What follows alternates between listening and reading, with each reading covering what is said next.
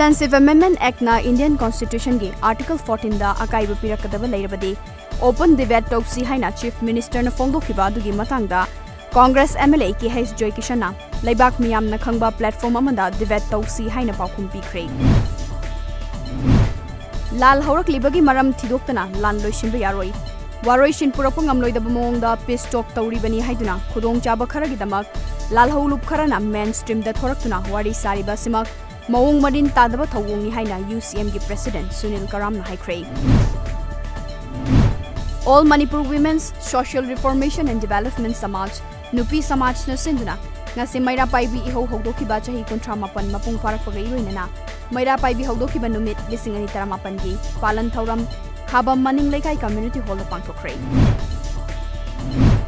Citizenship Amendment Act pu sawatuna BJP na rally chalibasi state asigi lehawga chanade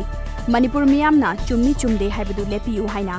MPP gi General Secretary Administration haisgita sen fongdokre Mathang chahi January amadagi mapung fana chanaba hawhangani haiba ILP system asigi matangda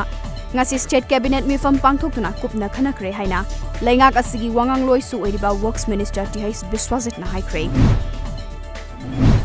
Laibak ki oiba chawkhat thaurangi thabak tawbada rajniti gi khenaba thamloidabani madutada laibak asi chawkhalakani haina Health Minister Eljend Kumar haikre